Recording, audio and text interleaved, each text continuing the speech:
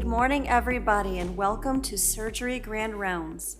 There is no commercial support for today's program. Any financial relationships of the planners and speakers with commercial interests have been mitigated. A link to the evaluation will be passed out and posted in the chat. If you are ABS certified and want NGHS to report your CME credits to ABS, please complete the evaluation, giving us permission to do so. If you have a question for the presenter, please hold until the end of the talk.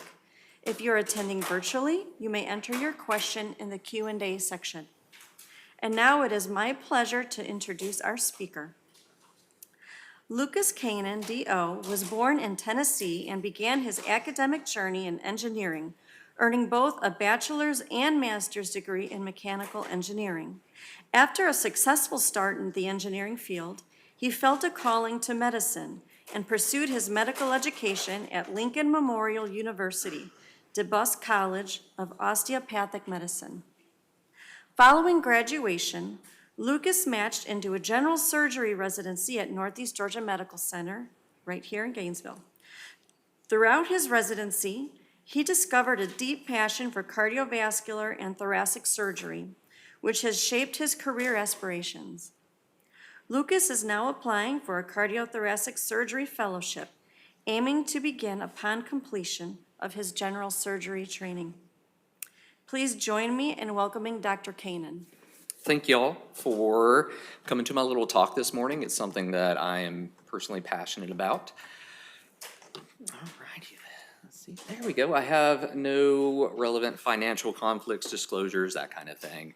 So objectives, overall goal for today, of course, I want to start with talking about the anatomy, discussing the anatomy of the thoracic outlet.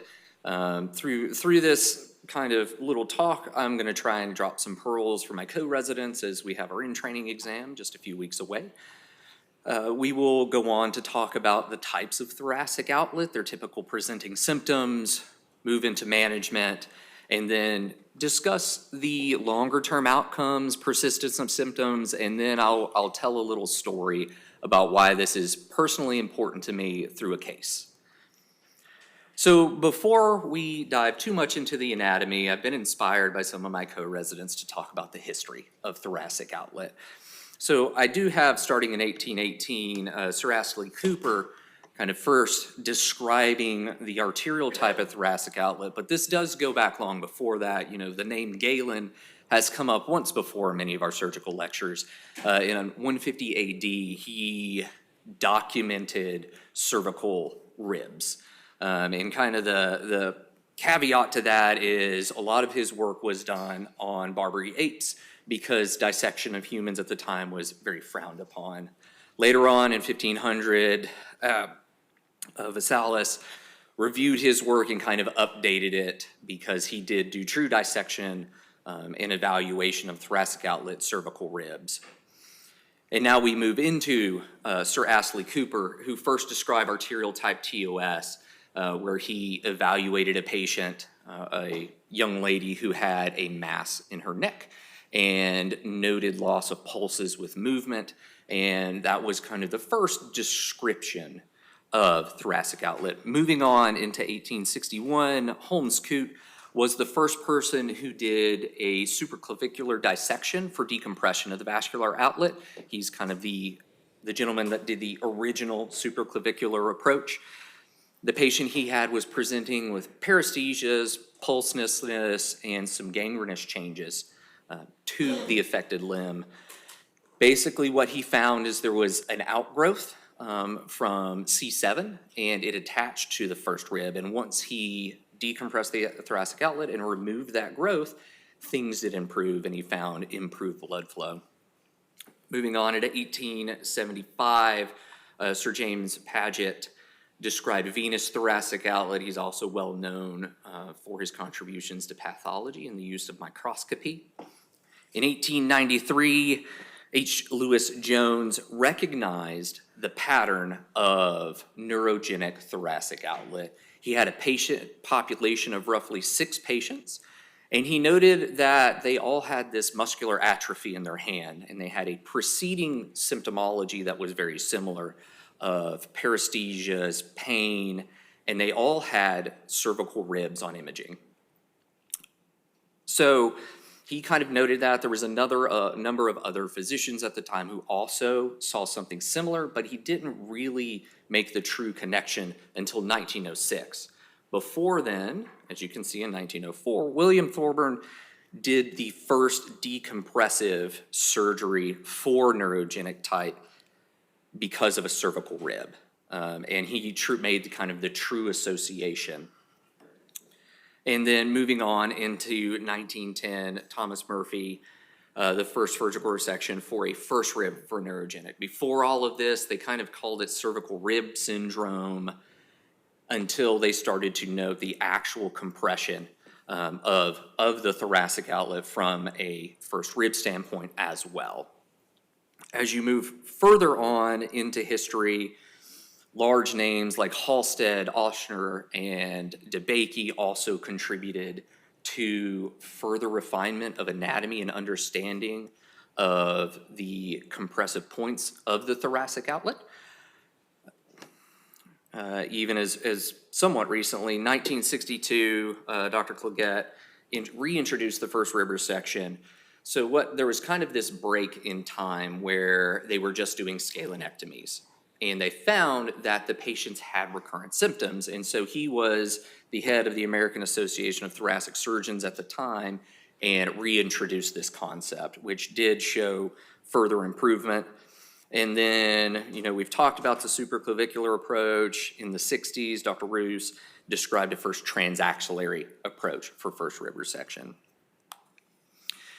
So speaking of the anatomy of it all, so the thoracic outlet, if we were to just kind of describe it from an anterior to posterior fashion, you would have the subclavian vein, phrenic nerve, the anterior scalene, the subclavian artery, the brachial plexus, and the middle scalene. The kind of the critical points of compression that you see are kind of the three boxes. So there's the interscalene triangle, which of course which is bounded by your anterior and middle scalene, involving your contents of the subclavian artery and brachial plexus.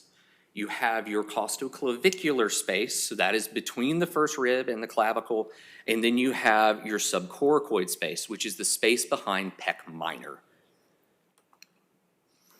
And if we're just to define thoracic outlet as a broad definition, so it's a neurovascular disorder resulting from compression. Compression is what drives this process of either your brachial plexus or your subclavian vasculature. There's three predominant types: a venous, arterial, and neurogenic. And you can further subdivide those into the kind of the true underlying etiology. You have congenital types with elongated C7 transverse process, cervical ribs, supernumerary scalenes, fibrous bands. You can also have functionally acquired type, which is what a lot of patients end up having due to repetitive overhead motions, typing, athletics, and then you have traumatic types. And the traumatic types often are caused by inflammation, scarring, or anatomical changes, something like a fracture of the clavicle and altered anatomy. There we go. Starting with venous, when I say prevalence, I mean of all patients with the diagnosis of thoracic outlet. So 1 to 3 per 100,000 for the general population of the patients with the diagnosis of thoracic outlet. About 4% have venous type. Most commonly, again, as we talked about, it's that group that has the mechanical work, overhead, line workers, pitchers, swimmers. Those are the ones that really end up with this type of thoracic outlet. Has a male predominance of approximately 2 to 1, ages are 20 to 30.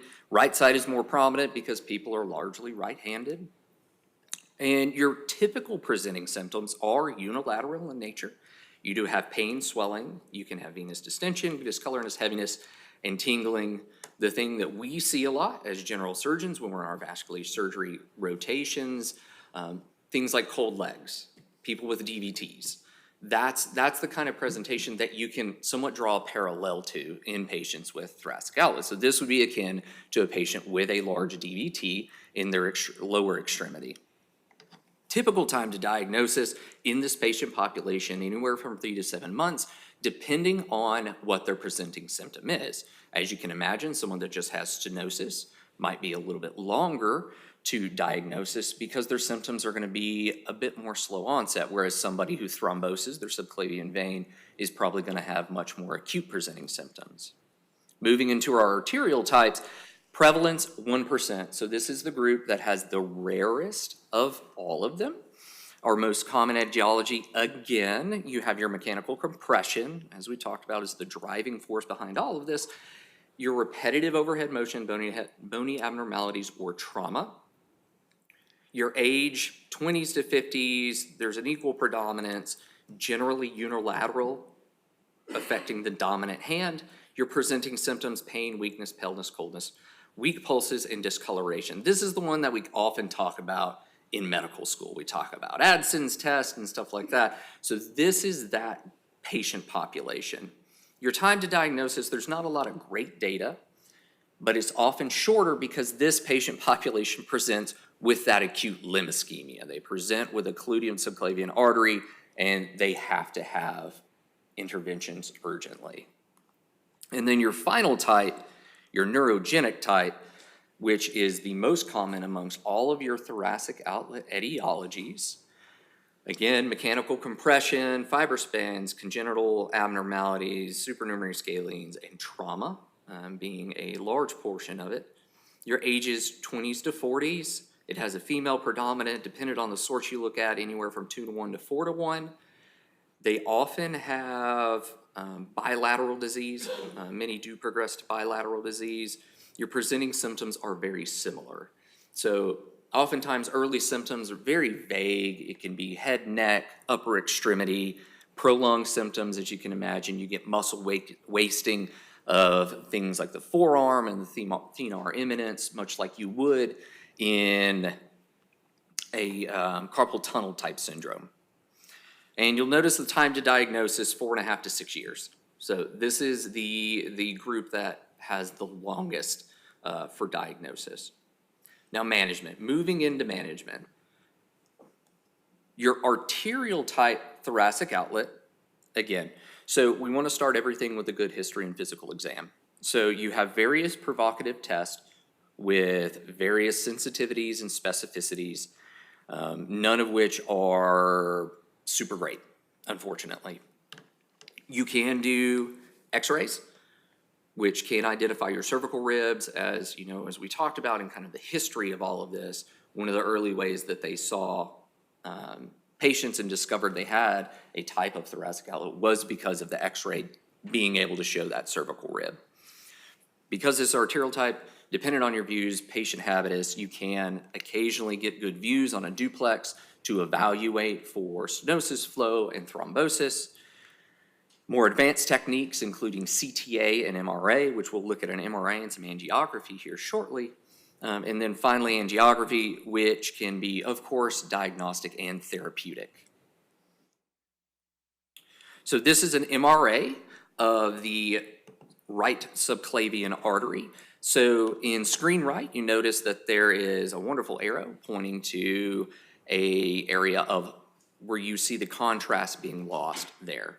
So the patient's arm is abducted, and you can see where there is a pinch point, a stenosis within that subclavian artery that resolves when the patient lowers their arm, which you can see in screen left.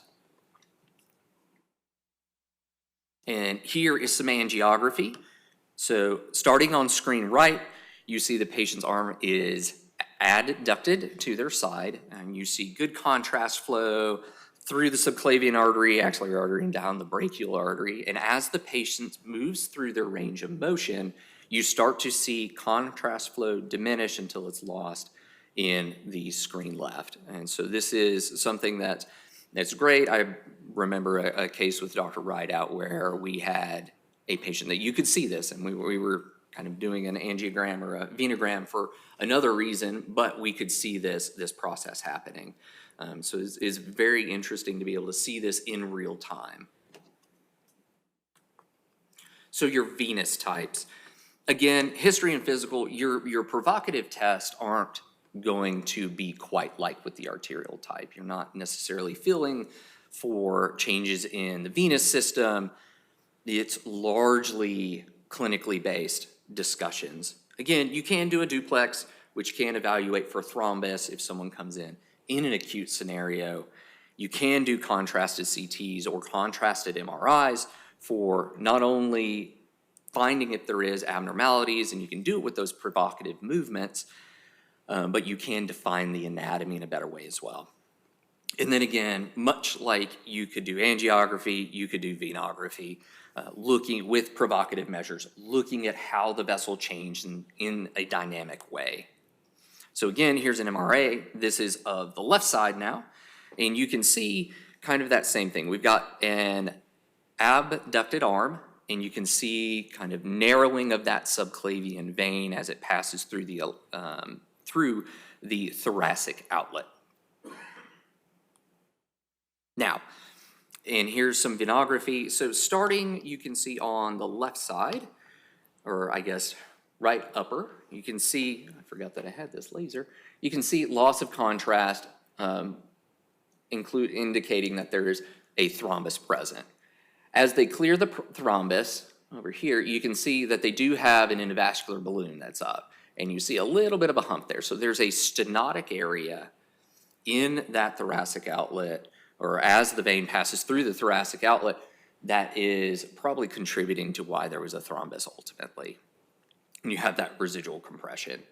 So once they get done with their venoplasty and thrombectomy, you see much better flow through that subclavian vein in these bottom two images. Now, neurogenic type, again, history and physical. The difficulty thing, and you'll love my little picture here, the reason I put that in there is because this is what often happens to patients. They often get passed around between specialties because one test wasn't positive, one test was, inconclusive. So you get these patients that get pushed between ortho and ENT and not usually vascular until someone actually refers them to it. So workup for it can be diagnostically difficult. Again, history and physical, you can do nerve conduction studies and EMG of variable effectiveness. Oftentimes for true diagnosis of thoracic outlet, they are not ultimately helpful. They do help to rule out disease, is what they often do. Again, you can do your CT scans, imaging, looking at things like foraminal narrowing, trying to rule out radicular type symptoms, hypertrophied C7 processes, cervical ribs. And then you have your MRIs, look for nerve root compressions. You can MRI the brachial plexus, scalenes, and then finally, as you get down to when you've ruled out a lot of stuff, you can do scalene blocks, which oftentimes is the first hint that there is something else going on. And those are the ones that ultimately can get referred to your vascular or CT surgeons for further workup in thoracic outlet decompression if that's indicated. So here, I think the thing that I would draw your eyes to are the two pictures on the right. So you can see here you've got subclavian artery, and you can see kind of your fibrous bands, almost looks like a little bit of spaghetti. So that's your brachial plexus, and you can see a little bit of haziness on frame A and then frame C. And so that's the inflammation that is present around the brachial plexus, that irritation, the scar tissue that's starting to build up. So surgical management, it kind of progresses in a very similar way for all types of thoracic outlet with a few caveats amongst the pathology. So your venous type, if your thrombus is present, in general, you would perform thrombolysis or mechanical thrombectomy. Sometimes you can consider a hypercoagulable workup, and patients are going to get placed on anticoagulation.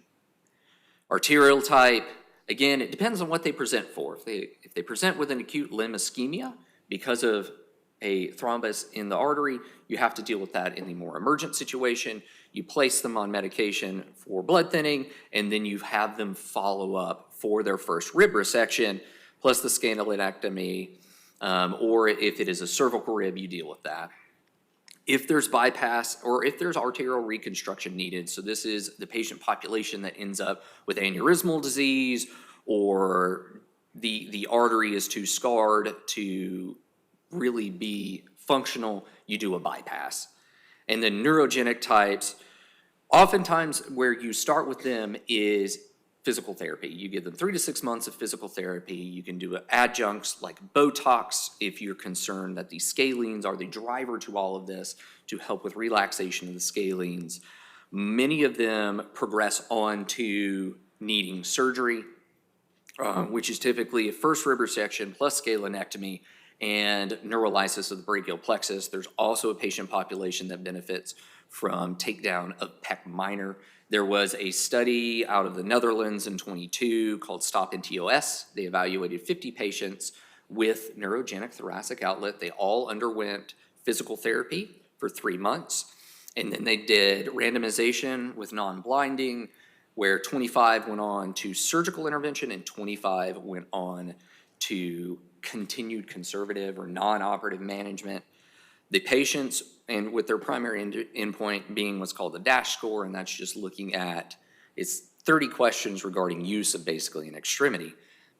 And what they found was the patients that went on to surgery had improvements in that DASH score, and every patient that had non-surgical management then went on to have surgery. And so they, from their standpoint, they felt that surgical intervention over persistent non-operative intervention was appropriate. So outcomes. If I didn't mention, this isn't going to be the longest of grand rounds, so y'all can thank me about that later. Outcomes. So venous type. Symptoms in general do improve. You get roughly 90% do have improving symptoms after surgical intervention, good long-term vein patency after decompression, and they really do not get recurrent thrombosis after you deal with the compression. Your arterial types, again, you do get, in your patients that get the decompression plus reconstruction, they have relatively good long-term patency, 80 to 95%, dependent on the type of graft you're using, and they do get relief of the ischemic symptoms. Some do have persistent symptoms dependent on their underlying pathology and how long it took to get treatment. Your neurogenic type, the unfortunate group, 60-80% have what we would say good to excellent. Some of the studies weren't exactly the most detailed in what they define as good or excellent, but there is a relatively low rate of complete resolution. Some studies report up to 20 to 30% do have little to no improvement of their symptoms and do have persistent symptoms after their surgery. Their patient selection and diagnosis, because there's really not any hard and fast rules for diagnosis of thoracic outlet, the neurogenic type, it makes pooling of data additionally difficult. Some of the risk factors that the studies I had read looked at was lack of objective findings. And there was a term that was kind of brought up in the 80s to 90s that was popularized by a neurologist calling kind of that group, the lack of objective, disputed thoracic outlet. They were of the stance that neurogenic thoracic outlet has to have EMG changes to be true neurogenic thoracic outlet. That has somewhat lost favor in the community as we have a better understanding of the underlying disease process. Things that also are going to drive towards worse outcomes is the time to diagnosis. You noted that earlier, 4.5 to 6 years is how long it on average takes, which that's highly variable. The ranges I saw were anywhere from a year to 15 years to get a true diagnosis.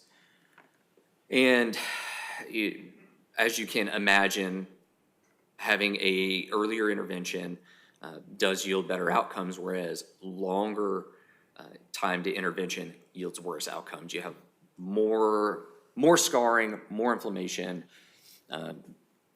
making surgery more challenging as well, in addition to just the process that's driving all of it. And then, of course, incomplete decompression, as you can imagine. If you do not completely decompress the thoracic outlet, you will have persistent symptoms. So where do we go from here? Where are we going? What are the next steps? In terms of next steps, of course, identification and awareness of thoracic outlet is going to be one of the drivers to make sure we get appropriate referrals. From a surgical standpoint, there are surgeons who are performing a minimally invasive approach. So there's kind of 4 different open approaches, you would say. There's supraclavicular, infraclavicular, posterior, and transaxillary. The ones that are most common in my experience, the ones I've seen the most, is supraclavicular approaches, some infraclavicular. Posterior was used somewhat in the past. I'm talking like anywhere from 50s to 70s, but the soft tissue dissection was very difficult and increased the risk of surgery, so that somewhat fell out of favor. The minimally invasive approaches, so we're talking robot-assisted first rib resections. So it's effectively you do a transthoracic approach, you go in, you mobilize the first rib, and you take it out through the chest. This probably, I saw one while I was at Piedmont. It was a wonderful surgery. The thing I think that's important to talk about with this is the patient selection, because you're not going to be able to do as good a neurolysis doing a transthoracic approach, and you're not necessarily going to be able to do a great scalenectomy, if at all. You do release the scalenes, but you're not really going to be able to do a great scalenectomy, as you'll have to get up into the neck. Patients do have good outcomes with this approach, short hospital stay, and they're able to kind of move along from surgery relatively quickly. There's some surgeons that are doing this, and their initial data looks promising, I guess we would say. Imaging protocols, so there are some radiologists that are looking at better ways to evaluate the brachial plexus so that we can have higher sensitivity and identification, especially of your neurogenic types. And then management changes. You know, we've seen those patients that came in with a DVT and it had minimal symptoms, and we're like, it's okay. We'll put them on a blood thinner and they can follow up with us later. And then we've seen the people with DVTs that are like, they're really painful. Their leg is swelling. You're kind of seeing a divergence of management of those patients with the venous type just being placed on blood thinners, and then you follow it unless they have severe symptoms, which really does need that dealing with something like a thrombosis of that subclavian vein. All right, so in summary, there's no single definitive test for especially for your neurogenic types.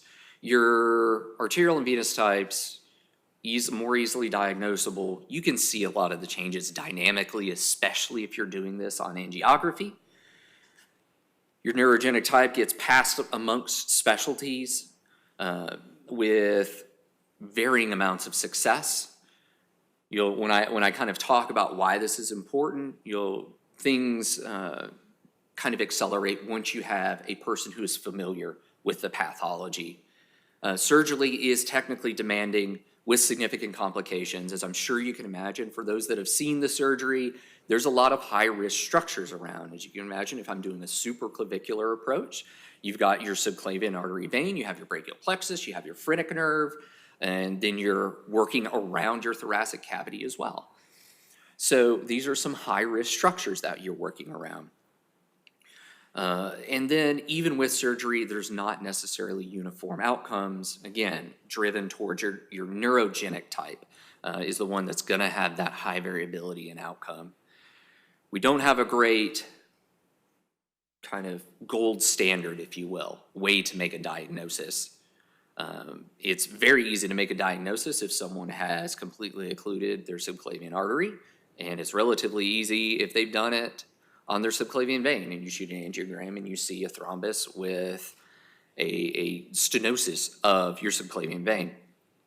And then dependent on the awareness of the physicians, surgeons, et cetera, that are evaluating these patients are there is potential long periods of time that it could take for diagnosis. So that's ultimately my presentation. Now I'm going to tell you why. Why is this important? It's because this is a little bit niche, if you will. We get a few questions on ABSCIDE about it. So I'm going to start, and I'm going to describe it as kind of like you would a case, as we typically do. So the case is a 30-year-old female, no specific medical history, no significant surgical history, social history, insignificant, works as an attorney, and some of y'all have heard this story, some of y'all haven't. Works as an attorney at a computer a lot. Physically active, starts having vague kind of pain in supraclavicular area, head, neck, with intermittent symptoms down her right arm. Exacerbated by movement, pain is exacerbated by palpation of the anterior neck. This starts, we'll say, kind of end of the year in October. It gets progressively worse. Initial management was, well, we'll just try some physical therapy. Minimal to no improvement in physical therapy, gets referred to neurosurgery. Neurosurgery says, well, let's get some scans. Scans are normal. Neurosurgery sends them to neurology. Neurology says, well, let's do an EMG. EMG's normal. Goes to ENT. ENT says, we don't see anything. It's normal. Goes to a different neurologist. Normal. Back to ENT. ENT says there's nothing. This pattern goes on for at least another 8 to 9 months, with totaling approximately 20 physicians, multiple scans, multiple EMGs, all normal. The pain is getting worse. They had to quit their job, and they just get referred all over. Interventional pain, everyone, every PM and R. Ultimately, this patient was referred to the Shepherd Center, who was seen by a delightful gentleman who felt that every avenue hadn't been explored. There's a number of advanced diagnostic blocks and maneuvers that were done to rule out a lot of things that had not been evaluated. Unfortunately, this particular physician decided that they needed to pursue other avenues, and so they changed jobs. And this patient was referred to a PM&R specialist at Emory who works with athletes, works with tons of high-level athletes around the Atlanta area. And on evaluation, was able to make the diagnosis because he was familiar with it. After a number of diagnostic blocks, it was recommended to do physical therapy, which was unsuccessful, where she was subsequently referred to vascular surgery, where they got a first rib resection, scalenectomy, and pec minor release. 13 months after symptoms started. We are approximately, 2-3 years now, post-surgery. While things have improved, there is still pain, there is still work limitations, social limitations because of persistence of head and neck pain and upper extremity pain. And this is, the reason I know so much about this is because it's my wife.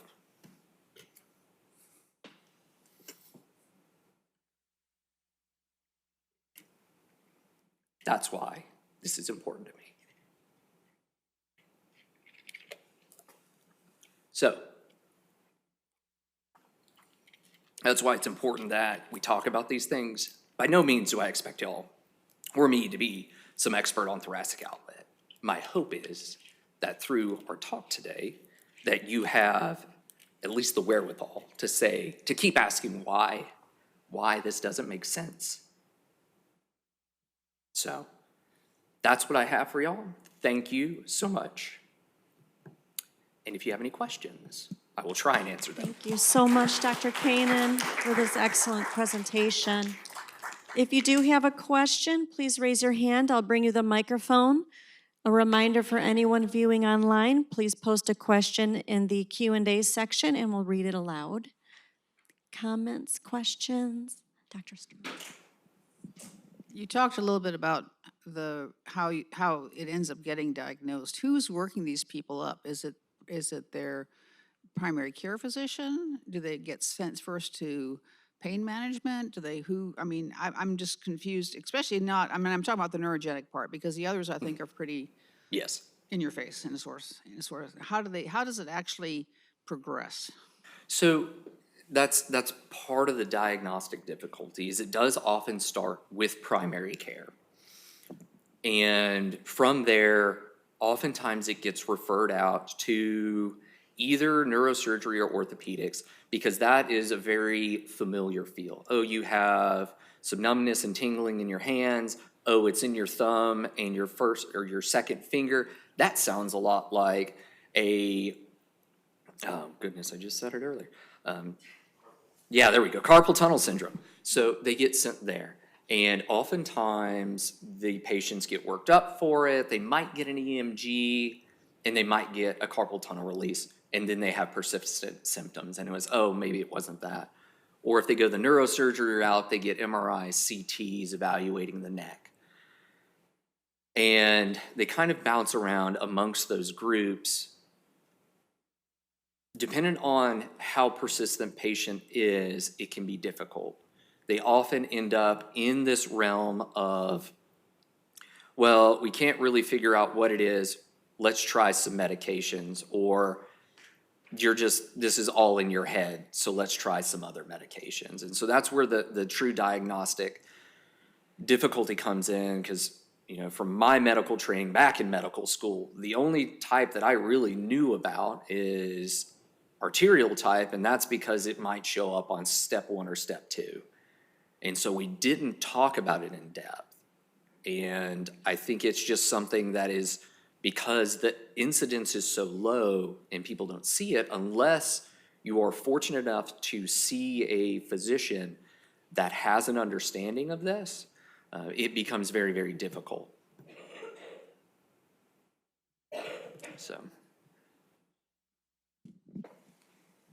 So if you were going to give this talk to the family medicine and internal medicine residencies, which is probably the appropriate place to give it for them to learn these things, what would you recommend? Who should they send that patient to get the most efficient workup and diagnosis? I think the most efficient and the best place to go would be to see your vascular surgeon, because they're the ones in the current time who do the majority of the management, surgical management. I think they're the ones who can most certainly intervene early on and make the diagnosis earlier, unless you're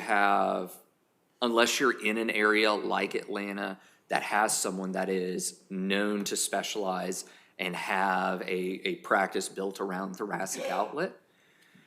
So I would say early on, if there is concern for thoracic outlets, send them to the vascular surgeon. Or if you have a CT surgeon that performs the surgery, or thoracic surgeon, send it there, because at worst, they say this is definitely not thoracic outlet. At best, they can make better referrals. Thank you so much to Dr. Canaan. Thank you.